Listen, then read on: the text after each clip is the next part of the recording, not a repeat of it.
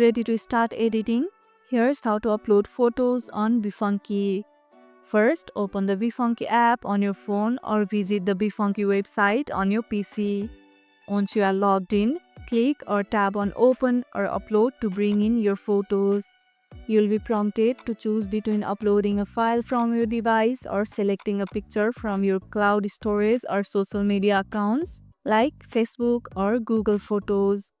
Select the image you want to upload and tap or click Open to start the upload process.